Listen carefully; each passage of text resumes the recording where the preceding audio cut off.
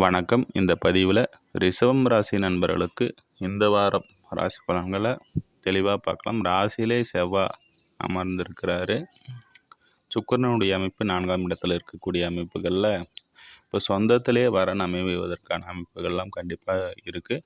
அதே போல் இல்லத்தரசிகளுக்கு தம்பதிகளுக்கு இடையில் நல்ல ஒரு அந்யோன்யமான அமைப்பு உண்டாகக்கூடிய ஒரு வாரமாக இருக்குது. ராசியில் செவ்வாய் இருக்கிற உஷ்ணம் சார்ந்த விஷயங்களில், நெருப்பு சார்ந்த விஷயங்களில் கவனமாக இருப்பது நன்மை அளிக்கக்கூடியதாக இருக்கும். எந்த உணவு எடுத்துக்கொண்டாலும் கூட நல்ல ஒரு பதமான இதமான உணவை எடுத்துக்கிறது நன்மை அளிக்கக்கூடியதாக அமைப்பும். அதே போல் பிறரிடம் கோபப்படாமல் இருப்பது நன்மை அளிக்கிறதாக இருக்கும். 2ல் புதன் அமர்ந்திருக்கிறாரு.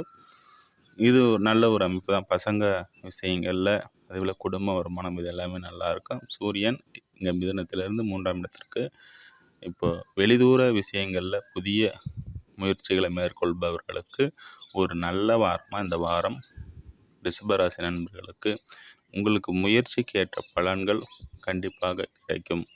அதே போல் 8ஆம் பாவதிபுடன் சூரியன் இங்கே இணைகிறதுனால இங்கே புதிய வண்டி வாகனம், அதே போல் இங்கே லோன் போட்டு வீட்டிற்கான தேவைகள், அதே போல் வீடு கட்டுவதற்கான முயற்சிகள்லாம் இப்போ நல்ல முன்னேற்றம் தரும். அதே போல் உங்களுடைய லாபஸ்தானத்தில் இருக்கக்கூடிய சனி இப்போ குரு பார்க்குறாரு.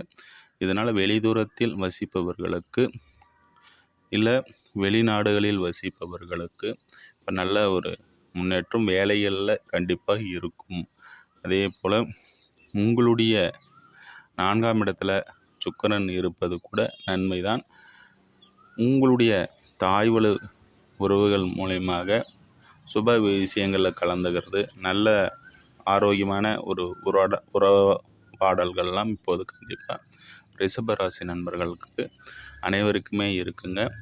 பொதுவாக ரிஷபத்தை பொறுத்த வரைக்கும் இந்த வாரத்தில் பார்த்திங்கன்னா அவருடைய சுய நட்சத்திரத்திலே சுக்கிரன் சஞ்சரிக்கக்கூடிய அமைப்புகளில் இருக்கிறதுனால நன்மைகள் அதிகரிக்கக்கூடிய ஒரு நல்ல வாரமாக இந்த வாரம் அமைஞ்சிருக்குங்க. அடுத்ததாக இன்னொரு பதிவில் சந்திப்போம். நன்றி, வாழ்த்துக்கள்.